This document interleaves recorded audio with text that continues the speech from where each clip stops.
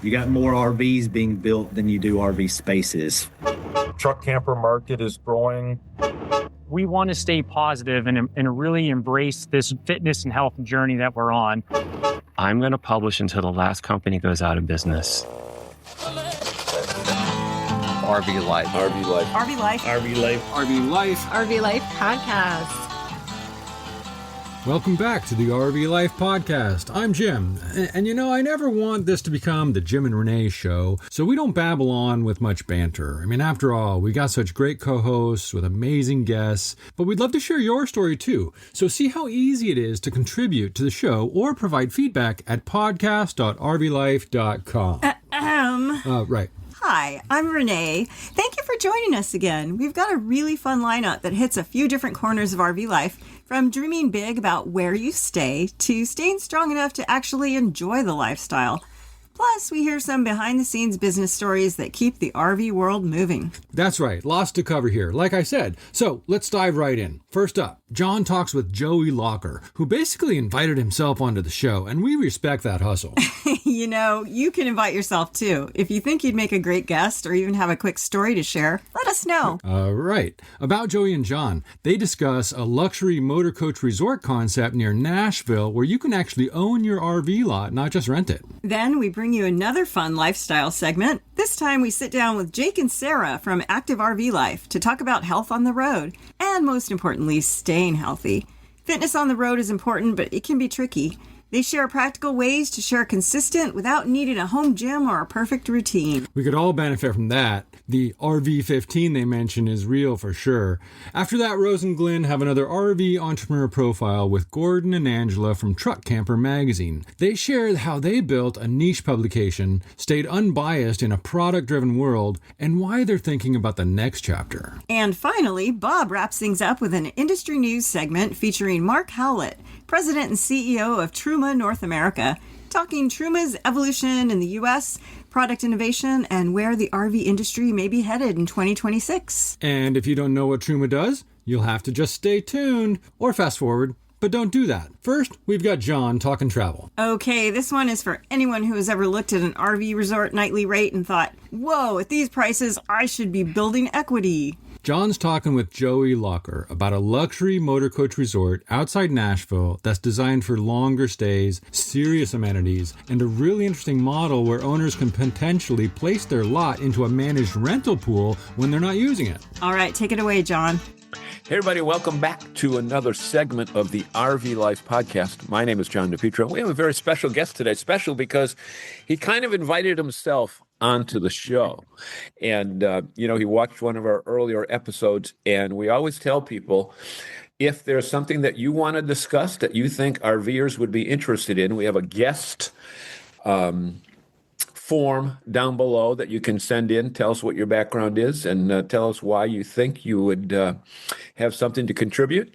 And we want to welcome Joey Locker. Joey, you are one of our first guests who have snuck in the back door. I appreciate it. You got to find some way in the door. Yeah, exactly. You know what? You're coming to us from Nashville, and the topic that you want to discuss, not from a developer's point of view, but from an RVer's point of view, is RVers owning their own spot, especially if they have a, high-end Class A motorhome, diesel pusher type thing, or a Super C. And tell us a little bit about your background and about the property that you're developing, and then we'll get into why people should consider this type of ownership opportunity. Yeah. So Joey Locker, outside of Nashville, Tennessee, kind of been in the construction and building sector for 15 plus years now. And I saw an open opportunity in 2020 when we saw COVID boom and the RV space was going. And I was introduced to people actually owning RV lots and realizing that this was a real estate play. So I went down that path. And, with the rising cost of RV park rentals, again, depending upon where you're located, you can be paying anywhere from $175 to $250 a night, probably more than the cost of a good Marriott hotel. with no equity. So tell us what your idea is. Tell us about the property that you are in the process of developing, and why our audience would be interested. Well, this is a niche market where the owners are being able to come in and buy lots like an HOA community.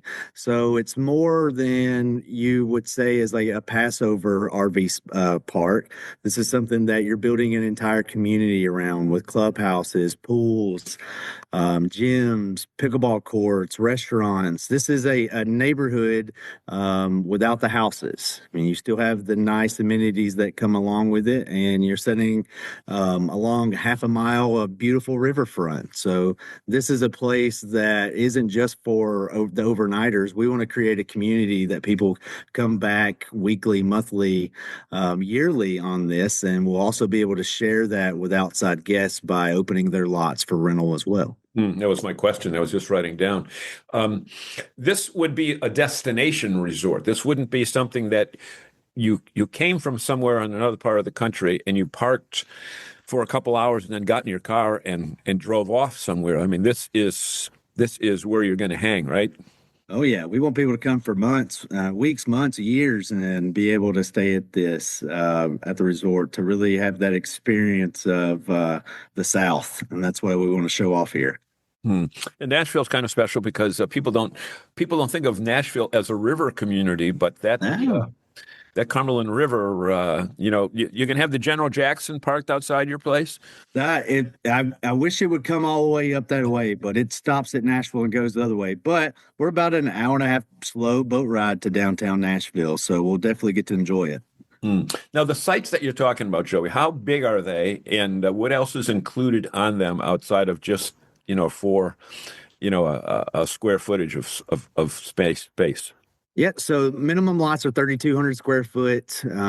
With each lot will come with roughly 1,400 square foot of pavers, come with your full hookups, and then have the option to go vertical on those with outdoor kitchens, pavilions, just a big glorious backyard for their big beautiful coaches to pull up on. And these are pavers. These are not just stone dust or dirt. Oh yeah, 100%. All paver lots on here. This helps with stormwater, and I'm trying to avoid the concrete jungle that you see in a lot of these parks. How about proximity to your neighbor? Are you going to be able to see the other unit, or you're going to keep it treed? You'll have treed, full landscaping in between each one of the lots to have a real outdoor experience. I mean, the landscaping will probably be one of the biggest focuses that we have on the property. Who's your target audience? You're affluent 55 and up retiree that is looking for a little bit more out of their RV stay, where instead of just coming and hanging out at the RV lot, you've got an entire property that can be explored and have different options for people. We've got a 7,000-year-old archaeological site on the property that we're turning into a boardwalk park. So you got some historical sides of this. I mean, there's so much history in this area that we want to be able to show off. So we got a little bit for everybody. And when people say somebody buys a unit, okay, these are all going to be, is the entire property going to be saleable lots, or are you going to keep some transient lots open for people that want to come in and not own? Yep. So we'll have roughly 50 transient lots. This will also have 12 cabins on site that will be able to have the outside guests come in and experience and not be forced into the buying side of it, but be able to come and experience, and hopefully that leads to them buying in the future. And then the cabins were put on here so that the outside world that doesn't even know this sector even exists can come in and experience this as well and get them like stepping into the outdoor world. I think everyone should experience it. Yep. Pools, hot tubs, spray parks, clubhouses. What about those amenities? Pickleball? Yep. So we'll have an 8,500 square foot main clubhouse. We'll have 8 pickleball courts, pool out back, gym, laundry service, rec room. The 8 pickleball courts, on-site restaurant, outdoor amphitheater, and a boardwalk park along the riverside over there. Now, if you decide to purchase, but for some reason or another you can't be there 52 weeks a year, I presume you're going to be a year-round property. Yes, sir. Right. Okay. How about rentals of your own unit? Do you put those into a pool, or how does that go? Do you rent it on your own, or does it have to come through the management office, or how? So this will be something that's fully managed by the office. You'll have the option of putting it back in the rental pool that we'll manage for you, and then there will be a split going back to the owners of that. And these are, like I said earlier, these are real estate plays. So this is a cash flowing asset that should trade in the 7 to 9 range. Mm-hmm. What are you anticipating lots to be selling for? So the entry level lots in there will go around 225, and then your lots along the river will be in the 450 plus range. Okay, and you can figure out your amortization based on what the average rate is, how many weeks you have to stay to make it worth your while. But you're looking at an appreciation of these units as well, right? That's great. That's the crazy part about this is such a new market for the RV, like selling these lots, that they've appreciated so much over the last 5-6 years because of the fact that you got more RVs being built than you do RV spaces for some of these resorts. And I would say the top 5% of RV parks in the country are all seeing just incredible appreciation of their lots. A good example is there's a lot in Hearthside Motorcoach Resort in northern Michigan that is up for sale for $4.3 million right now. For a lot. Okay. Does that include the RV? No, it doesn't even come with that. It comes with a nice gazebo, though. Yeah. You mentioned that property. Are there any other properties that you used as models when you were designing this particular place? Oh man, that one, her side up in Petoskey, Michigan, Mountain Falls in North Carolina is probably the pinnacle in my book, and it's actually the closest luxury one to us here in Nashville. Then you got Motorcoach Country Club in Indio. You got a couple in that little group, and then you get down into Florida, and Florida's probably got 90% of all your RV parks in the country, and you've got some pretty good ones down there. But Mountain Falls and Hearthside were the pinnacle in my book of where it comes to landscaping, outdoor feeling. How about a website that people can take a look at your property at? Yeah. So our website is lsvmotorcoachresort.com. Simple as that. LSV. Yes, Lockers Southern View. That's it. How's that, right? Yes, sir. Motorcoach Resort. I'm going to write that down.com. Hey, Joey, we want to thank you so much, for number one, for filling out the guest inquiry. Yeah. You ended up in the show right away, and wish you well in your endeavor. And if people want to find out more about your particular plan, they can go to lsvmotorcoachresort.com. That's it. And I want to thank you and everybody for watching this segment of the RV Life podcast. My name is John DePietro. We'll see you again real soon.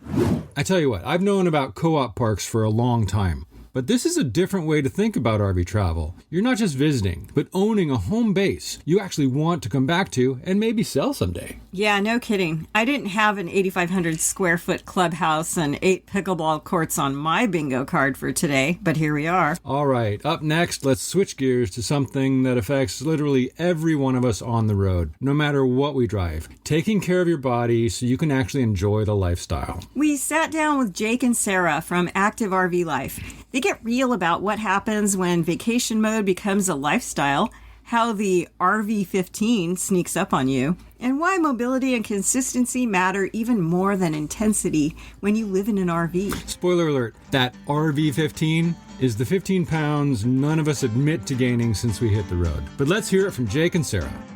Welcome, Jake and Sarah. So good to meet you. You know, the two of you have lived this lifestyle full-time for like 5 years now, right? So when did it first click for you guys that staying healthy on the road was going to take a little more intention than expected? We actually got pretty lucky. So one of the main reasons we started RVing in the first place was to follow Sarah's race schedule. So she's a pro obstacle course racer. So think of like Spartan Tough Mudder. Okay. And so we were actually following the circuit around the country. And so we had to already be, mindful and intentional about being, healthy and eating well on the road. However, with traveling for the last 5 years, we've certainly talked to a lot of folks. And since with the race schedule, being over, there's this like vacation mode that folks can get in. And so you're traveling to all these places, you want to try out all the new restaurants. And Yeah.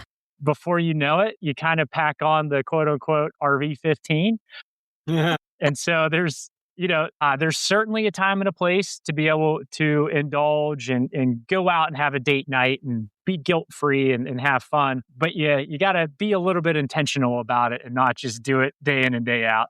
Yeah. I love what you said there real quick, but for listeners who may not be so fitness inclined, what do you mean by RV? Well, I'm sure if anybody's gone to college their freshman year, they kind of go a little wild and crazy. They're like, oh, I'm not with mom and dad. I can eat whatever I want. And they usually gain about 15 pounds.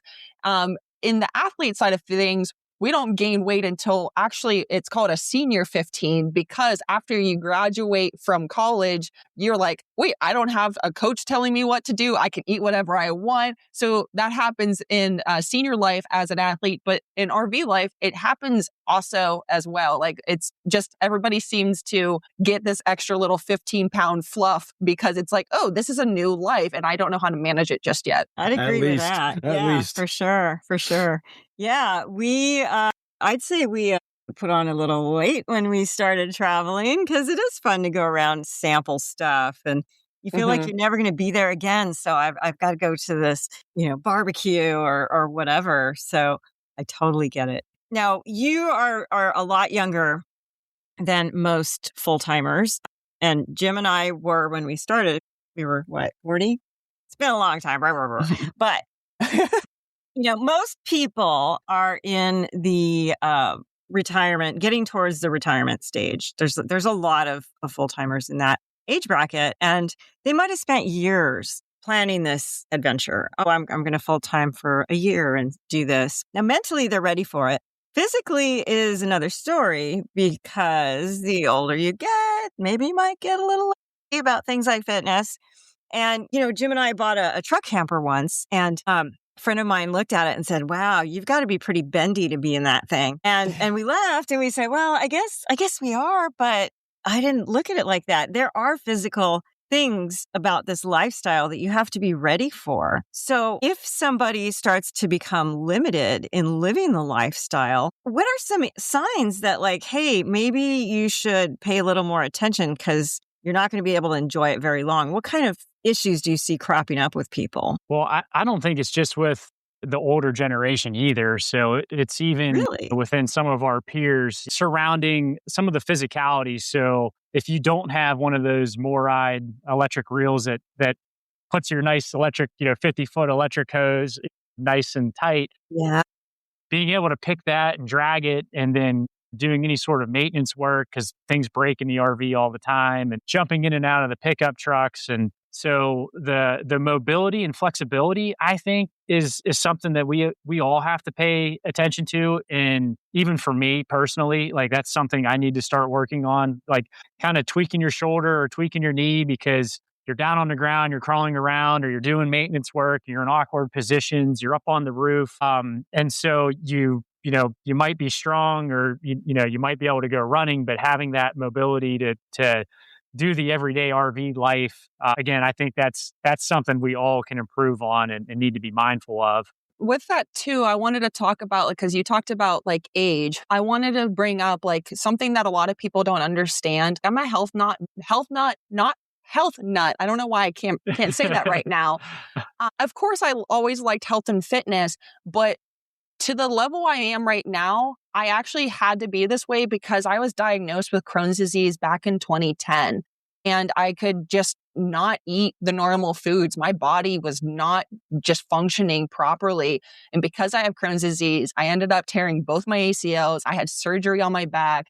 And it's just because I'm prone to injury right now. Well, not right now, always. And I have to just really be cautious with so many things. And I was a freshman and I was a sophomore in high school when I was diagnosed with this. And I had this issue happening whenever I was in middle school. So that happened at a very young age. I know my one friend, I'm 31, going to be 32 next month, but my one friend, she already has arthritis. Another friend of mine has lupus already, and they're just skimming 30. So like a lot of these things, I think people don't understand, like their bodies, like we feel like we're invincible when we're younger, but like I don't think a lot of people realize what's happening to them until they go to the doctor and they're like, hey, like these things are happening because of the lifestyle that you lived. And unfortunately, like those are the things that people don't realize. And like the body, unfortunately, starts to shift at the age of 25. And that's why I think a lot of people don't understand just waiting until you're 55 plus to start working on bigger things. Is not the way to go, because now you're playing catch up. And that's one of the things that's really scary. Yeah. I really got into this really early because I was forced into it. And I'm very appreciative because it's like a little secret. It was a secret blessing because, of course, I didn't want to go through all this. But now that I learned at such a young age, now I'm never going to take my health for granted. Yeah. And even the RV lifestyle itself. And so people want to go, they hit the road. And I don't know how some of the folks do it, but it seems like they're traveling thousands and thousands of miles in a very short amount of time. And when we wanted to go visit Glacier National Park, it like completely wrecked me trying to drive from Pennsylvania the whole way across all the flyover states to get to Montana. There is a thing called deep vein thrombosis where you can start to develop blood clots in your legs. You just don't have the circulation and the blood's not flowing properly. And you can have, the blood start to accumulate in your calves and things. I actually had a coworker back in my corporate America days get a blood clot in his leg. And he was in his mid 40s and just from sitting at a computer a long time. And then also as we age and we're starting to travel and people are trying to go from up north down to Florida and crazy stuff. So we have to be mindful about whenever we're stopping for diesel and for gas that we're getting out in a safe spot. Some of the travel, loves and flying J's are crazy with the truckers, and there's a lot of, chaos, but go in a safe space, do air squats, walk around, get that blood moving. You want to stop every 2 or 3 hours to, just to kind of wake that body up and making sure you're having good blood circulation. I want to talk about that in just a minute, but Sarah, you mentioned catching up. Maybe this is a good time to interject a little preaching about prevention versus, trying to fix things after they happen. Do you have any kind of testimony for us about the benefits of preventing these things from getting worse in your body before you get injured or such? Yeah, absolutely. So just another thing that's wrong with me is that I'm hypermobile. I am a lot more bendy with a lot of tight muscles because of the surgery areas that I have. And the reason why I'm bringing this up is because we went to a physical therapist and she told me the only reason why I'm still functional is because consistency of what I've been doing every single day has made me be able to do the things that I need to do, even though it's still challenging for me to do so. But because, like I said, I learned, I think I was 15 or 16 years old, that this is going to keep me afloat. And now understanding that really makes sense. Like, even though it's like, man, I don't feel like going for a long run. Okay, well, why not go for a bike ride instead? Maybe go for a casual, speedy walk. Or, hey, a lot of these RV parks have pools. Just being able to just kind of swim around and float around. Because like catching up, like you said, a lot of people will fix the issue that happens. And that's unfortunately not the real issue that needs to be taken care of. And we think to ourselves, oh, we're getting better. But there's so many other elements that you just don't realize that's actually affecting you. This is really hitting home because I actually ended up with unprovoked DVT and survived a saddle embolism only because of my history of running marathons and, being accustomed to having less oxygen in my body. But enough about me. This time of year, people are tending to give up on their New Year's resolutions. Sarah, I understand you have a master's degree in applied sports psychology. So when someone might have fallen off the wagon, that barrier is often more than just physical. For me, I have a difficult time getting back into a good routine right now after a serious Achilles injury. So tell us, what exactly is sports psychology, and how do you help members overcome the mental obstacles when starting over after giving up? I see I'm seeing how easy it is to just give up, and I refuse to do it, but I'm having a hard time mentally. So maybe be my coach for a minute. Yeah. So there's a huge section in like the applied sports psychology side of things where it's returning back after injury. And we all know that like once your body can't do something that you used to be able to do, there's so much mental load that just kind of tacks on. It's just like I used to be a spring chicken. I could have done this super easy. And why are these things challenging for me now, which they weren't challenging back then? So I kind of go off of this like massive awareness piece first, because it's like, if you're not aware of what's going on, then like I can't do step 1, 2, and 3 if we don't get to that intro first. So the awareness piece with that is basically understanding like, yeah, like it might have not felt challenging in the beginning, but ultimately, those things that you were doing, like training for a marathon, like there was probably harder moments that you might have just kind of forgotten because you got really good at it after multiple years. And we need to kind of revisit younger self. That's one of the things you can have a conversation with younger self. Like, okay, like look at where I am now. And there's some things that maybe younger self would be upset with. But at the same time, what would younger self be so excited that you are at this point in time?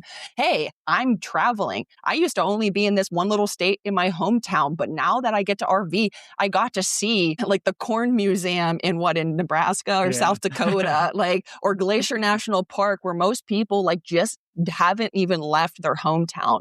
So kind of getting that understanding of returning back to injury, getting that confidence and self-esteem back up, but then also understanding like younger you would be so proud where you are right now. Yeah. And Sarah actually, so Sarah actually helped me out. So in the winter of 2024, so we're literally trying to start active RV life, and we're out trail running. I took a fall, fell pretty hard, ended up spraining my left wrist to the point where I wasn't able to flex or extend it. I had a wrist brace on. And I'm freaking out because we're literally starting a health and fitness company. Health is part of my identity. So not only was I worried about the professional side, but personally, like I'm not able to RV and do the stuff that I want to do. I had to rely on Sarah a lot to do the tear downs and setups and helping me hook up and doing all the day-to-day stuff. And so there was a lot of physical limitations, but also the mental struggle and getting a little bit of depression, like depression symptoms. And so Sarah was able to help.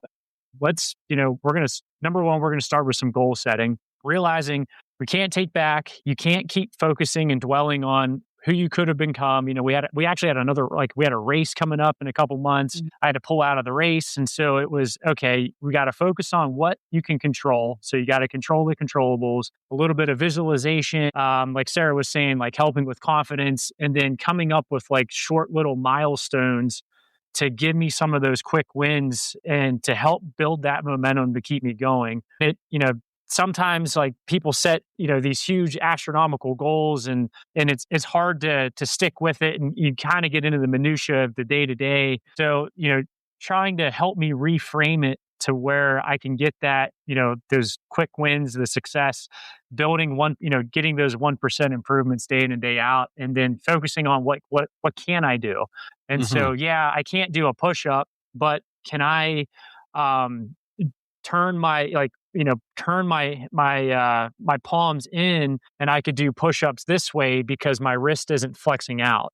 Can I go for a run? Can I do lower body movements? Can I focus on doing yoga and the mobility side, which is very important, that, overall general health. So it's kind of giving me the foundations. And so I'm not just like, man, I can't do this, but allow me to visualize and focus on what I can do. Right. Adapt, overcome. That is so smart. I meet so many people who say, I used to be a runner, or I used to do this. Yeah. And they just experienced some kind of injury and just stopped. And then they stopped doing everything.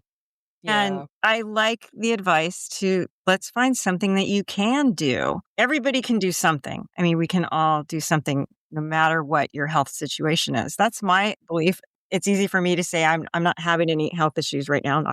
And that's why she got me a bicycle, because I'm not Right. running like I used to. He got injured. I got really tired of him just being grouchy, watching me go out for runs. I still said, he's still grouchy, but you need to do something. So I came home with a bike one day. I'm like, please just take this out. And you know what? He's in a much better mood in the mornings.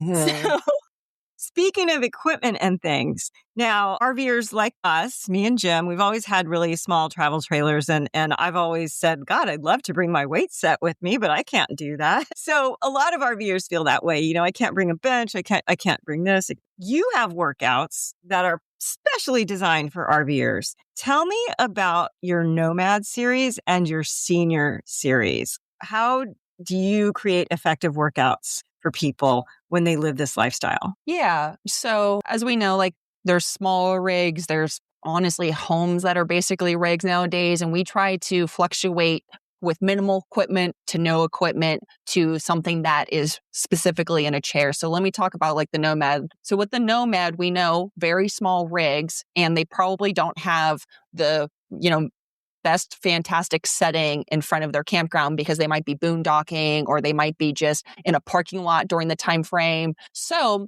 with that kind of program, it's basically, hey, we suggest putting a mat on the ground, but most of it is going to be body weight. So you can just get a quick little fast workout in without having to collect a bunch of stuff. Now, because we do have a big RV, we have collected some equipment. We have like interchangeable dumbbells, we have bands, things like that. But as of course, we have a fifth wheel, we're able to have that. So in the Nomad type of series, we definitely try to keep it very minimal, but also very functional. It's supposed to be like the workouts itself are not going to just be like bicep curls and tricep certain things, like something that you traditionally see in a gym.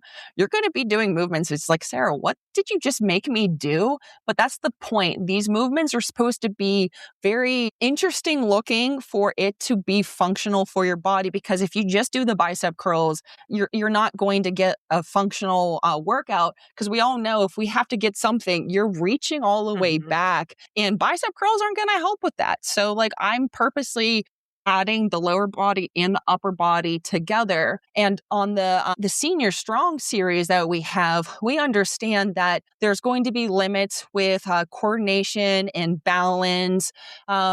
There's nerve pinching. So I've created some nerve flossing and nerve gliding type of programs, but the functional independence one is the really big one. And I also have a chair fitness program where you can either do yoga or like a little HIIT workout in your chair. So that's purposely made for you to, like the coordination one, you're supposed to be using your brain and your body at the same time. We all know that our brains start to turn mushy when we're not using them all the time. And I see so many people doing puzzles and trying to do gains and stuff. But like, why aren't we doing that with fitness as well? So I purposely did that because we also know that RVs, like if you don't have a good like jacks to keep your RV from moving around, like I one time stood up from my couch and I fell over and I was just like, did I have like a couple drinks or something? Like I was so thrown off. And then I put my pencil on our island and it rolled. I said, okay, it's the RV. It's not me. I felt so much better after I did that. I love this lifestyle.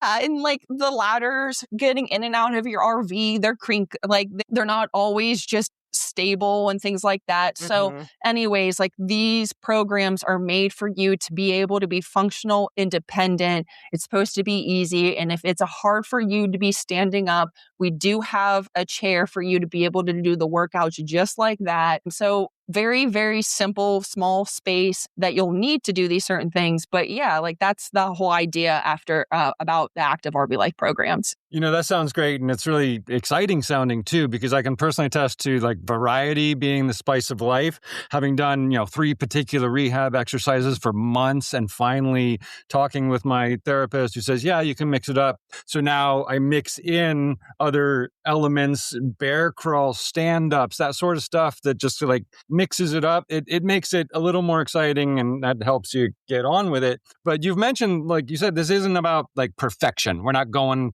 for a 10 every time. It's about habits that you can actually stick to. And when, variety helps with that. But what's one small habit RVers can start doing today that makes a really big difference for the long term? So I think just getting up and moving in general. So whether you're just starting out or if you're just getting back into fitness, so just trying to batch and create those small little wins that, just by moving. So if you're going to a new RV park, while you're walking around, checking things out, you're meeting new people. You can do the air squats, the push-ups, or do some stuff on the picnic table. If you're walking the dog in the morning, before the whole chaotic day's agenda kind of gets away from you, before you come back inside after walking the dog, go out and do a quick mini workout. Doesn't have to be, perfect. You can just be 10, 15 minutes just to get the blood flowing. And then you're starting to kind of stack those habits to begin building those. And so to plug James Clear, his book, Atomic Habits, highly recommend it for everybody. There's a bunch of techniques on how to batch things and make stuff a little bit easier to stick with those habits. Essentially, if you can improve 1% each day, if you do the math, that is 38 times better in a year just by those small little wins if you keep stacking those on top of each other. Mm-hmm. That's one of our favorite books for sure. Yeah, it's a great one. And then what I was going to say too is being able to utilize your RV location as your playground. So the best advice I have is just be curious. We all know when we go to an RV park, we're checking out the restaurants, we're checking out the best must-sees when you're in the area. Why aren't we checking out the trails? Why aren't we checking out other things that can be close by? Because we talked about going to national parks, of course, we have high intentions to do so, but sometimes life gets in the way. I mean, we work, sometimes we're actually not exploring as much as we want to all the time. So we purposely found an area by our RV park where it's okay, we can do this 2-mile loop super quick, come back. We'll just take about 30 minutes away from work. We'll do the 2-mile loop, bring the dog, and then we'll come right back. And then outside of that, how can we just figure out certain areas that are also safe? So that's one thing that I understand. When you're in a new area, you don't know what the wildlife is like. You might not know what the weather is like. You don't know if the people are cray-cray around where you are, things like that. So just understanding what's safe versus what's not is really important as well. And that's why we are trying to create a community in this side. So if you're not comfortable doing things on your own, you can find somebody to, hey, let's go do this thing so we are safe and protected. And then, it's magic after that. Yeah. And then one last thing. So Jim, you brought up a good point. You were talking about you're looking for consistency over perfection. Mm-hmm. And so we have to frame that in our mind that, we want to stay positive and really embrace this fitness and health journey that we're on. So Jerry Seinfeld, when he was starting out as a comedian, literally had a big giant calendar, and his goal was to write one joke a day. So it could be a good one, it's going to be a bad one, it could be mediocre, but just the act of him constantly writing one joke, and he would take a Sharpie marker and write a big X and cross that day out if he did it. And his goal was not to miss 2 days in a row. And so, give ourselves a little bit of grace. This is a journey. And so it's going to take longer than what we want. It's going to be harder than what we want. But as long as we're putting one foot in front of the other, and I really advocate people to get just a paper calendar, get something that you can grab in your hand, and right at the top, I am healthy, or some sort of statement that you're going to be able to start identifying with. And every morning, have it on your fridge or somewhere. I want people to read that and really start to, I am the type of person that does this, or whatever the goal is. And then cross that day out, whenever you start doing those small little habits or those process-oriented goals that you have, cross that day, try not to miss 2, and again, embrace that journey. Fantastic advice. You two have been so helpful, and you're setting such a good example. Everyone on the road needs to hear this. Definitely. What's the best way listeners can learn more about what you're doing? So we are on a lot of the social media platforms, Facebook, Instagram, TikTok, and also YouTube. But if you want to check out us a little bit more on the portal and stuff like that, you can go to our website, which is just activervlife.com. And then if you ever run into us during one of the like RV rallies that we'll be in, of course, reach out to us. We would love to meet you in person. Ditto. We hope to catch up with you down the road, and we'll get all that in the show notes. Thanks again. Thank you so much, guys. Thank you. Yeah, thanks for having us.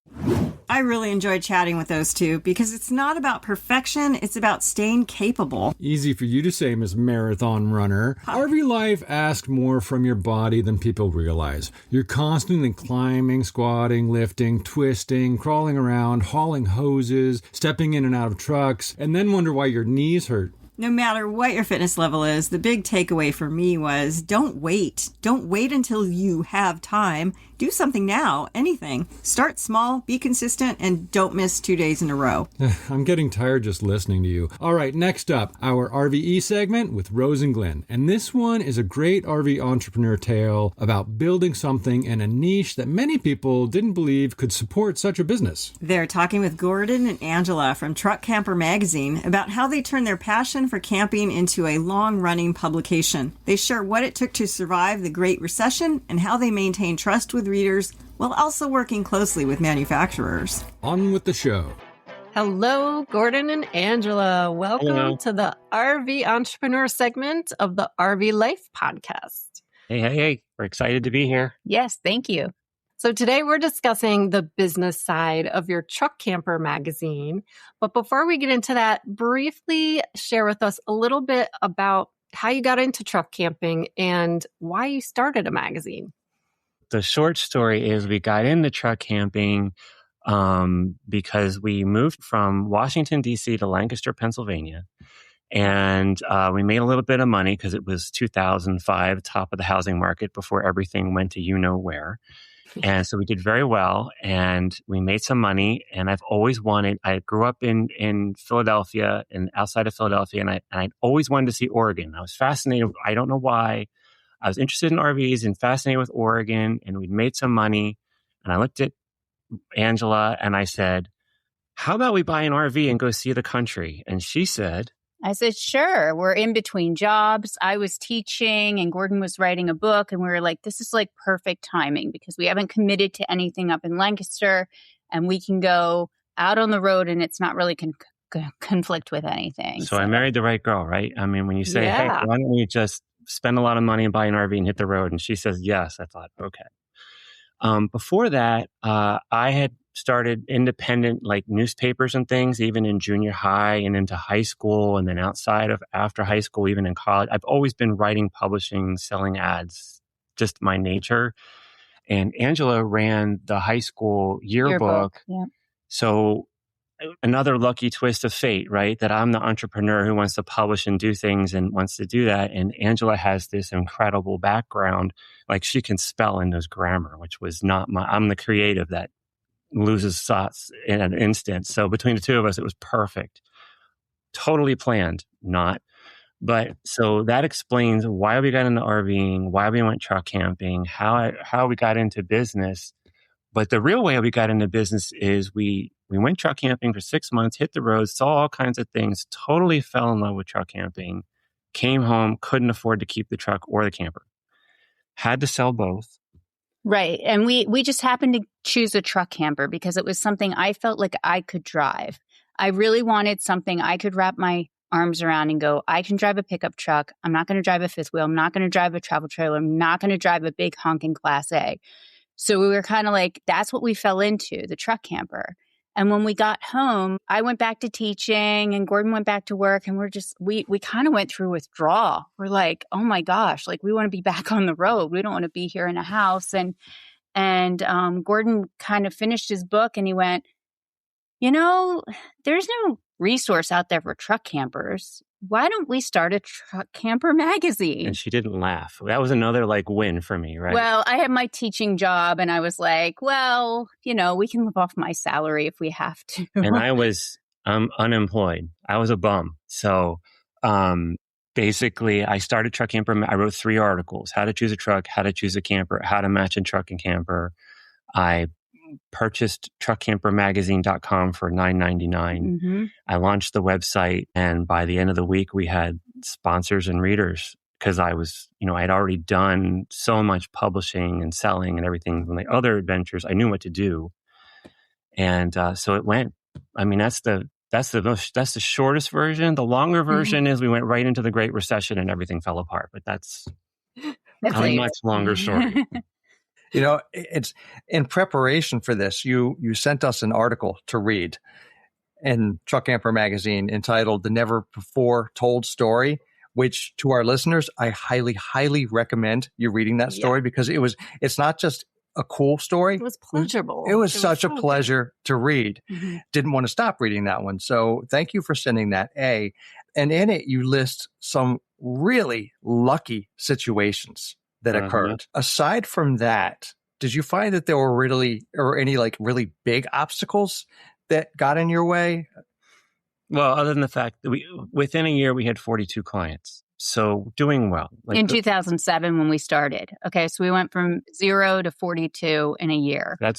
2007. Just to put that in context, I'm either on my computer or on the phone. And it got so bad in terms of how much writing I was doing that I would get up every morning and pull 2 Yingling beers out of the refrigerator and hold them in my hands just to get my hands to release because I was working so much. So if you walked in, you thought I was a raging alcoholic, but really I was just working. But so the biggest obstacle was, and you can't avoid it, was we started in 2007, right into the Great Recession. And we lost, I would say, 20 clients just because they shut down and closed. I had people I had really just become friends with that we've, just had started to work with as clients calling me in tears because they had let go people their father had hired. I think we all forget how impactful the Great Recession really was.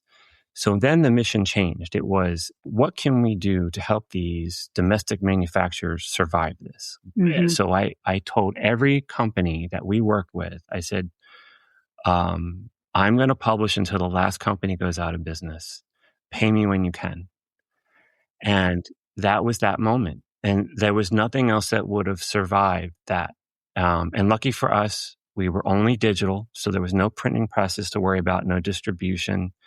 We literally could have survived to the last client, and well, I went back to teaching for a couple of years until things kind of ironed out. And then I came back and joined the magazine again, because that way we knew we had my benefits and we had my salary, and Gordon could literally keep the magazine going until every little last one of them went out. But it didn't happen. And we had about 20 clients leave us, but then some of them came back and then others never. It was a test, but I tell you what, that, people say those are your proudest moments are the ones that you hate living through, but you look back and you go, that's when we forged who we are today. The rest of it is. And we're going on 19 years this January, will be 19-year anniversary. And I think that experience happening year one, basically, we started in 2007 and 2008 was the recession. It kind of just made us stronger as a company, as a couple, to be able to get through that. And now when we go through things like COVID happening and all of that, it kind of is like, okay, we got through the Great Recession. We can get through this. Yeah. Right? If anyone out there is an entrepreneur thinking of entrepreneurship, the word is grit. Much more important than talent or skills or grit. So, Grit. You said something earlier, Gordon. You will publish until, we're done. And you pay us when you can. When you put goodwill out there and you have grit, then you're doing something. Yeah. Well, the thing was, we meant it. It wasn't something we were doing from a business point of view. There was a sense of urgency. There was a sense, I was talking to people that ran major companies that were genuinely worried. And here we were in a position where every lead we could help them generate, every article we could publish, every time we could help their phone ring, could help a domestic manufacturer keep people on the production line, could keep things flowing. So it was sort of an awesome responsibility. It was also wonderful. I must admit, it was really tough, but to be thrust into such an important role so fast was awesome. I'm like, okay, let's do it. The other thing is, the first year in 2007, when we started the magazine, Gordon and I said, we're going to visit every single truck camper manufacturer. We want to learn this industry. We want to learn how all the truck campers are built. We want to learn the companies. We want to meet all the people. So literally July of 2007 until sometime in 2008, we were on the road in the factories. So during that time, we got to know all of the industry personally, meet their families, go to their factories. We had some of the most amazing experiences. We should totally write a book just on the behind the scenes of that trip. And so I think when 2008 happened, the recession happened, we felt like we don't want to let these people down. We felt connected to them as people. Yes. We still do. I mean, 19 years now, and some of the same people are still running the company. So And it's the same with the community. Like we go to a lot of truck camper rallies and stuff. So we didn't want to let down the community, the people readers. People who were, using truck campers, which is what we were doing. No, we don't fake this. This is fun. This is who we really are. So, Angela, you were teaching still, and he was writing and doing all this. There came a moment, I'm sure. What was that aha moment? Like, this magazine really could be your main line of work. I think when, we went on the road together that first year to visit all the factories, I came back and taught because, money was tight. We were losing sponsors. And then I think it was just that more and more we saw that we couldn't do what we needed to do in June, July, and August. I was also holding those 2 bottles of beer in my hand, right? And I told Angela at one point, I said, I'm going to go get someone to help me because I'm physically breaking down. Like, it's weird to realize your limits. Like, I can do this there's only so many clients, so many phone calls, so many interactions I can have. So I said, I need help. Mm-hmm. And you're perfect because you're organized and Well, we also wanted to be on the road. We wanted to go back to the factories. We wanted to go to the expos. We wanted to be involved. And we both loved being on the road in our truck campers. So we're kind of like, okay, this is going to work. We'll make it work. Even though in 2009, when I stopped teaching, we were still kind of coming out of the recession. Yeah, it wasn't like the recession happened and there was a green light a year later. It really went through 2012 before things got back to normal. So in the RV world. So having Angela quit teaching was a huge gamble. Risk. Yeah. But we just went all in. We just made it work. Yep. Yeah. Wow. And the passion and love for truck camping and the industry is so clear with you two. This is cool to hear. But truck camping, I mean, that's such a small niche within the RV industry. And don't get me wrong, I think truck campers are probably the coolest RVs on the planet. So I'm with you all the way. But what made you realize that the niche was big enough to actually support your livelihood? Mm-hmm. The funny part is the industry all asked me the same question. We went to an event a few months after we started. No one had met us. Nobody. So we met the entire industry at the same time. And half of them said, what are you doing? They also said, how old are you? How old? Yeah, I was 30, 34. And they're looking like, what are you doing? And how old are you? And what gives you they really were, some kid shows up and Angela shows up and we could get out of our vehicle and they're like, oh, it's just you guys? Like, yeah, it's just us. So like the industry was, I had run a music magazine before this. I probably had 50 or 60 clients. And then Napster and iTunes wiped that whole marketplace out. So I had a really good feel for how many clients we would need, how much we would need to earn. I had run the music magazine was in print and online. So I knew if we ran it online, we could keep our costs low. I just had a feel. I've done this for long enough to know the size of the market would work. It was the industry that didn't know. It was them who were not convinced that they were worthy of a magazine. So, and most of them didn't advertise. Most of them never announced their product. Most of them, when they did model year updates, just did them and kept, there was no sense of announcing things. So we kind of had to make it up as we went and see what they needed and get feedback. We were constantly asking them questions like, what kind of articles do you want? The beginning was a learning experience for all of us. Pure invention. Yes. And it was super fun because there was no such thing that I could find anywhere as an online only magazine. I mean, that really scared everybody. What are you, 2007? I'm starting a magazine. Okay, it's online only. What? You're not printing? Really? But I knew what that meant. I just had to convince everybody else of where we were going. And thank God we did, because 2008 would have wiped us out. Had we been printing. You were so ahead of the curve. So ahead of the curve. But that takes time too. That probably took a while for people to catch on, like not print, but online. Well, the first year, I know this is audio only, but I'm going to show you, and you can describe it. The first year we published everything, and then I put it into a book. And this is the book. A yearbook, right? Yeah, I read that. Oh yes. My gosh. It is pretty thick. Yeah. Listen to this, listeners. It's like a phone book. And the reason we did this, how many pages? Here. It's like 400 or something. Something. Wow. It is 438 pages. This is everything we published year one. And our articles are much longer now. So the reason we did this book, and you can see all the pictures from that year. Yeah, I love it. Rocked. Mm-hmm.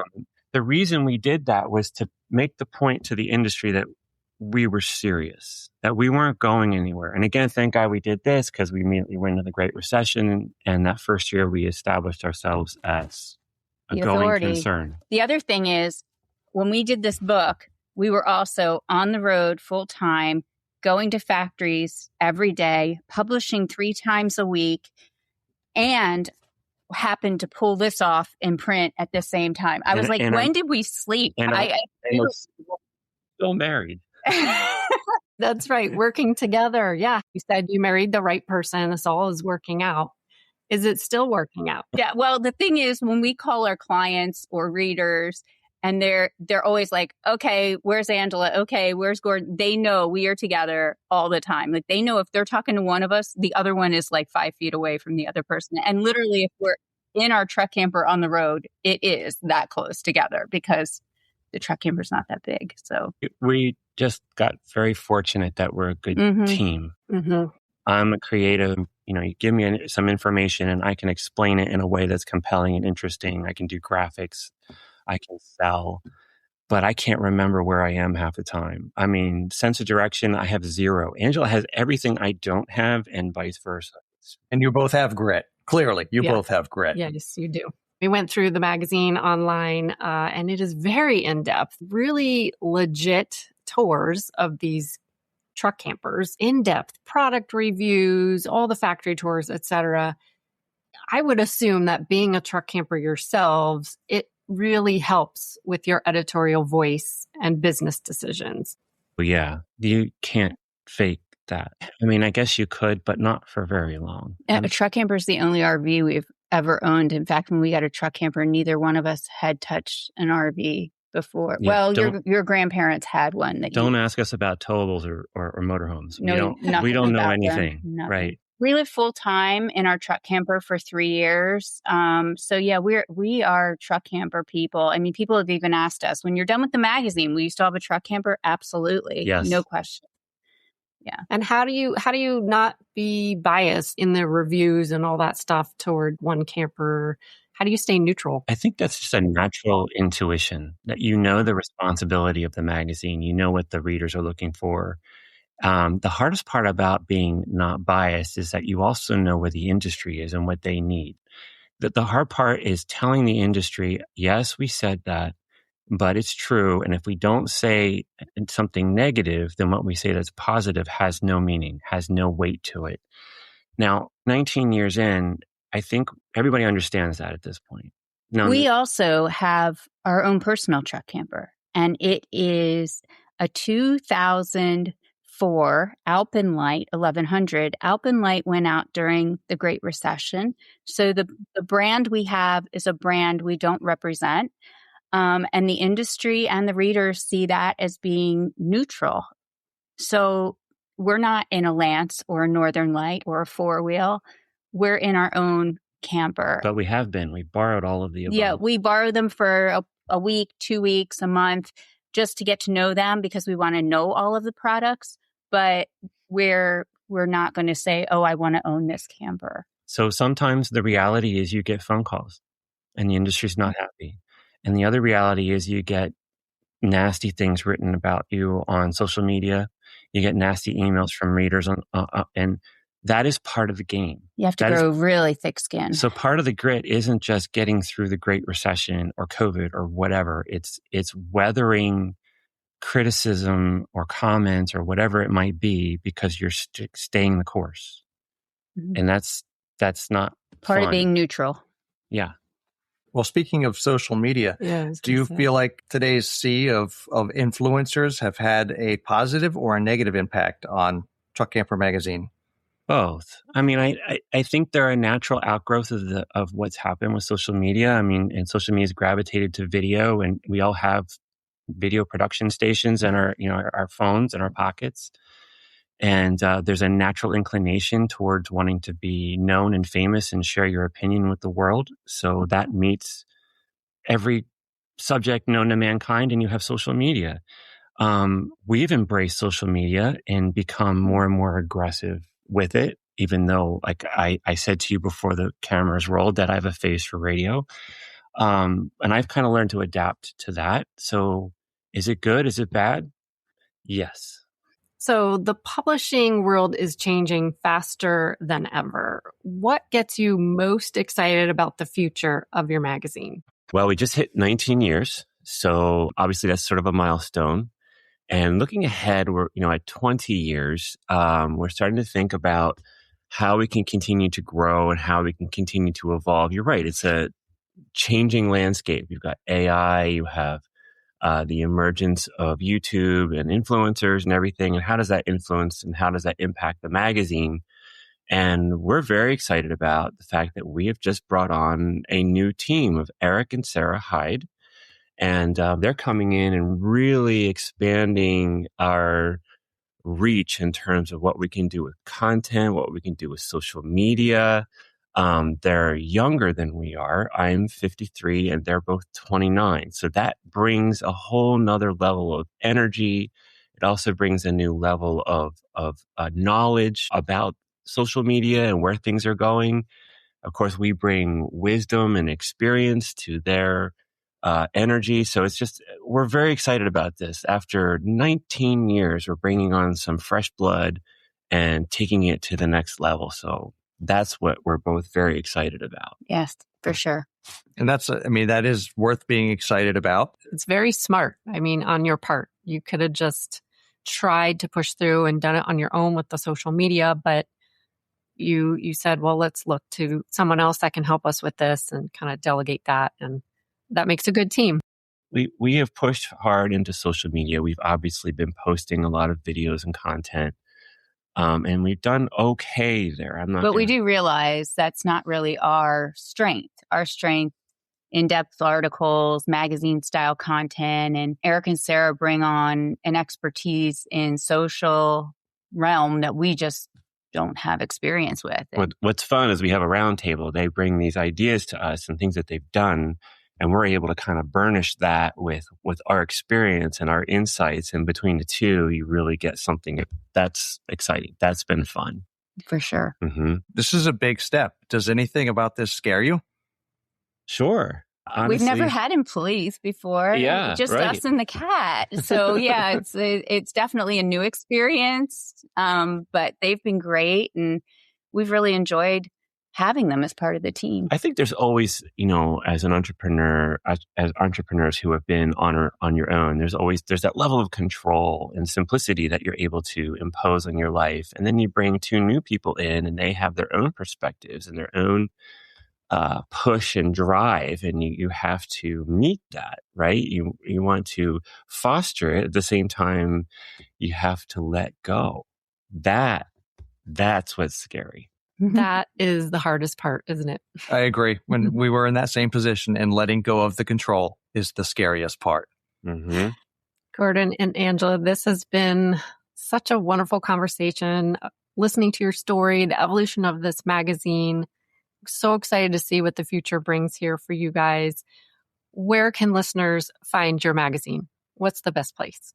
The best place, honestly, is truckcampermagazine.com. That's really where you're going to find the core of the magazine. And then on social media. Right. Truck Camper Magazine on Instagram, YouTube, Facebook, Pinterest.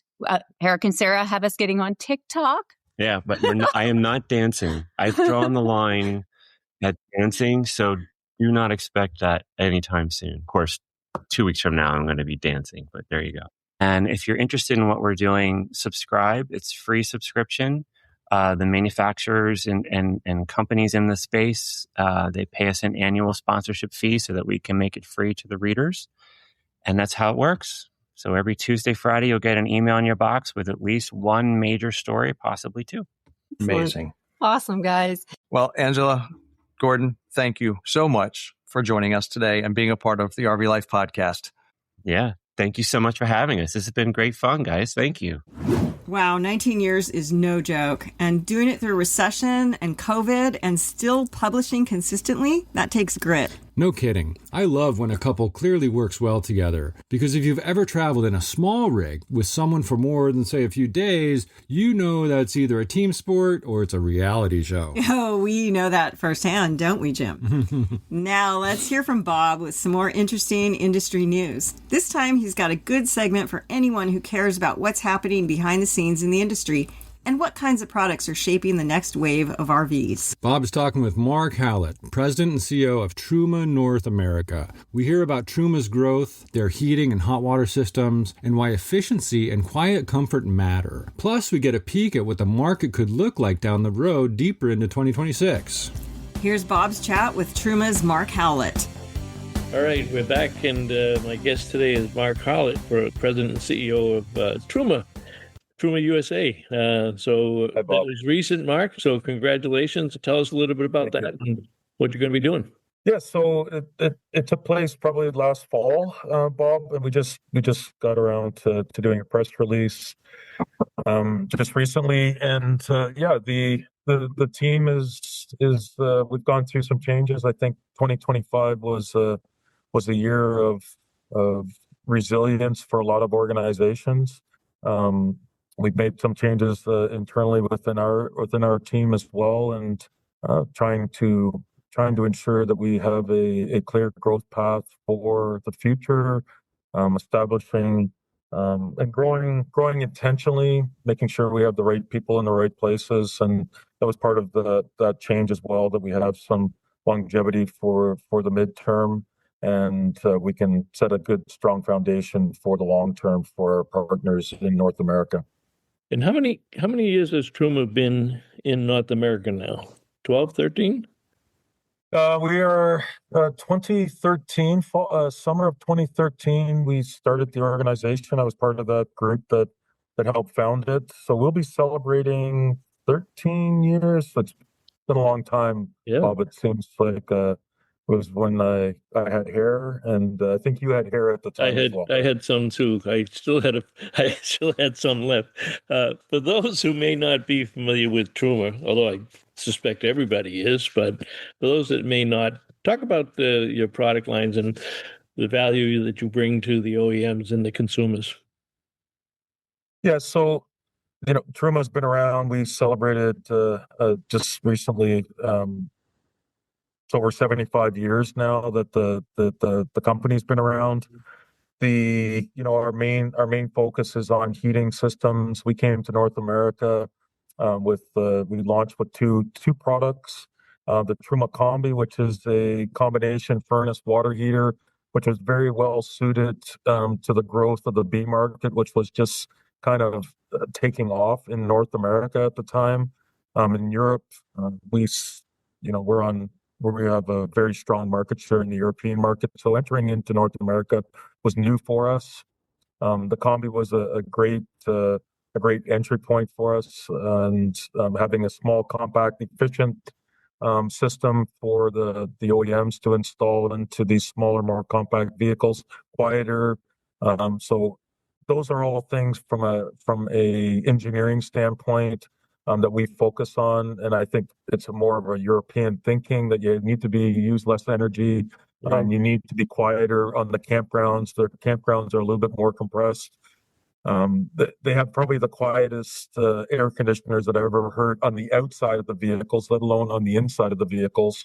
And at the same time, we introduced our first on-demand hot water heater, and it was the first product that we actually developed specifically for the North American market. And when we were coming into the market in late early 2014, I think we launched that product. the market was going through this wave of on-demand water heaters that were struggling. People were getting scalded, and we wanted to ensure that we had brought something better to the market. We studied the market fairly intensively before we came to market, and we developed a bit of a hybrid system, taking the combination of a tanked water heater, which, great consistent temperatures when you have a tank water heater. The downside is you run out of water. And then we combine that with with a heat exchanger to get the best of both worlds. That product is still in production and used by several premium partners. Consumers can exchange their existing water heater for the Truma Combi, and that happens on a regular basis. We have dealer partners as well across Canada and the United States that help support getting that product out to consumers who are looking for the best experience in their hot water. Yeah. Now you've advanced beyond the Class Bs and the camper vans to much larger units. I think, haven't I seen it on some diesel pushers also? You will see, diesel pushers. The AquaGo can go across anything that has propane on it. So we cover pretty much everything from a fifth wheel to a Class A vehicle, Super Cs. You will see the AquaGo across those premium luxury lines, and like I said, the fifth wheel trailers. You'll see it as well. Anybody that is looking for a superior hot water experience, we have the only system as well that allows you to not only decalcify the unit, and anybody that has an on-demand water heater at home understands that you will get buildup of calcium in the lines if you're living in an area with hard water. As RVs are meant to travel around, you will sometimes experience harder water conditions. The second thing is we have our premium product in our portfolio, the Comfort Plus unit, which is only available to OEMs, can actually circulate the warm water. So we have the only system in the market that actually allows you to have true instant hot water at the tap, which again is a differentiation that helps those OEMs position their vehicles outside of their competition. And it's continuous, right? Of course, it's continuous. As long as you have water, propane, you got water. You can take no Navy showers for anybody anymore. Your gray water tank will probably fill up before you'll run out of the ability to create hot water, Bob. That's fantastic. We're coming off 2025, and when we look at the industry and the sales numbers, they weren't everything that people would like. They did go up about 2.6% a year. So when you, as a supplier to the industry, what is your sense in terms of customer confidence and where the industry might be in 2026? Well, we're coming off Tampa. It was mixed. Obviously, we spent a lot of time with our OEM partners there and talking with the dealers, even talking to some of the banks. I think the results from RVIA and their numbers, the 2.6% growth year over year, is fairly indicative of where the market is. We see that conservatism of fairly flat to some small incremental growth has been our journey as well over the last 2 years, coming off those highs of the post-COVID, making those dips. We've seen the rise. We've seen some manufacturers have done better, finding some niches, targeting certain customer bases. Some have struggled a little bit more. I think for everybody, last year was a bit of an up and down for us as well.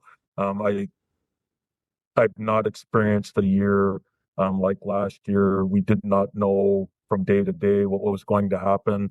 Navigating the changes which were coming out of the governmental side were a constant, I would say, a little bit of a strain on the organization, not focusing on where we would like to focus on, and attention on our partner customers, and dealing with other things that were outside of our normal business. But I think we're in a good state now. I believe that we've hit the bottom, and we've seen that kind of correction now. Inventory levels are looking good. We've seen a little bit more stability from our customer base. I think, some OEMs that were struggling have kind of right-sized. I think it was the year 2025 was a good year to right-size the businesses I agree. and prepare for the future as well. Put things in place, and that's really where Truma's been focused in North America as well, is making sure that we're ready to handle. I think it's taught us that the waves can be kind of rough. A lot of boat analogies here today, Bob, but the water can be rough. We need to be able to handle that roughness, and I think it's made us a little bit tougher. Don't be so over. Be ready to be conservative in our numbers and overachieve where we can overachieve, and really and this is why, again, from the service side, we're really focused. We're taking our time in laying out a plan that will be a long-term thing. So when the commitment was made with the family at Truma, the owners of the company, to come to North America, it was not we're coming for a few years, figure it out, and then leave. We've committed. We've built our headquarters in Elkhart. We have a facility in Lakeland, Florida, as well, where we can support customers. We've made that investment, and the family continues to want to invest in the market in North America, and that will foster new products as well. We launched some new products last year. The single fuel in the motorized side is becoming more and more prevalent in Class Bs, Class Cs. We're seeing that move towards gasoline and diesel chassis. Customers are moving away from propane. They want to be more flexible, and while they're filling up the tank for their chassis, they want to be able to fuel their heating and their hot water systems as well. So, I think your assessment is right on. The dealers have right-sized, the OEMs have right-sized, the suppliers have right-sized. We're just waiting for all the customers to come in and start buying again. I think it's coming. I think the smart customers are still out there. I don't think things have stopped. The purchases are still happening. So, it's some consumer confidence, interest rates, things like that. I think, the stability in the world is obviously something that weighs on people's minds, and it affects their buying decisions. So the more stability that people see in those areas, I think, will help the industry as well. I think 2026 will be better than 2025. Yeah. I hope it can't get any worse, but as far as the ups and downs, like I said, coming into the late part of last year, we saw some more stability, and we have seen that coming out of this year, coming into 2026 already. We just closed our books on January, and we're seeing our partners are fairly healthy. They're starting to pick up. We've been able to pick up some new customers along the way as well, Bob. We've seen some transitions. Truck camper market is growing. Not always picked up so much in the RVIA numbers, because the registrations are not always clear, because you don't have to register the truck campers. But we've seen a large growth in the truck campers, some premium high-end campers, all the way down to more economical, has become a choice for people, and that market is growing quite a bit. Beyond, where the B vans are kind of flattened out a little bit. The Class Cs, the small compact Class Cs, continue to grow, as well as that truck market. I think the truck market is going. The truck market, I liken it to where we were, say, 5-10 years ago with Class Bs. There was on some dealer lots, but not everybody.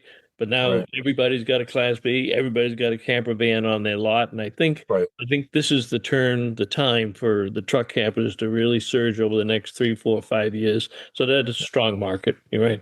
Our guest today is Mark Howlett, President and CEO of Truma USA. Any closing words for our audience, Mark? No, I want to appreciate shout out to you, Bob, and John's not here today, but you guys have supported us along the way. I appreciate the opportunity to talk with your listeners and your fan base. It's always great to get on a call with you, Bob. It's been a while since. I'm glad that you're feeling healthy and you're ready to run that marathon soon. And look forward to missing some selfies with you. So All right. You're right. You know, persevere through the year. We're here to support our customers. You know, if there's I don't want to say under my leadership, under the team's abilities to help support, whether it's at the consumer, dealer, or OEM partner level, we'll continue to provide that level of support that they've known from the last 12 years. We will be continuing that through this year and onwards. And, you know, I look forward to some growth in the RVs world, and whether it's from truck campers or fifth wheels, we'll be there to support it. That's great, Mark. Thank you very much. Truma has earned the respect of all the OEMs and all the consumers. You back up the product. You make a great product. You back it up and you support it the right way. So our paths will cross again, my friend, and I appreciate you taking time today. Forward to it. Thank you again, Bob. Another great conversation there. It's always interesting to hear what's happening from the supplier side of the industry, especially when it comes to comfort systems we use every single day in our RV. And that, dear listeners, is episode number 155. Luxury lot ownership and the rise of destination motorcoach resorts, real strategies for staying healthy on the road, an inspiring startup story from the founders of Truck Camper Magazine, and an industry check-in with Truma. If you enjoyed this episode, follow the RV Life podcast so you don't miss what's next. And if you didn't, well, please let us know what you think. Like, subscribe, share, and see how easy it is to share your story with listeners at podcast.rvlife.com. As always, get complete show notes and connect with our guests on the episode page. Thanks for listening. Until next time, remember, just be curious. Are you ready to elevate your RVing adventures? With RV Life Pro, you're not just getting a service. You're gaining a reliable companion for your journey. From planning your trips with precision to navigating with confidence and even connecting with a vibrant community of fellow RV enthusiasts, RV Life Pro is your all-in-one solution. Don't just dream about the perfect adventure, live it. Visit RVLife.com today and discover how RV Life can enhance your RVing experience.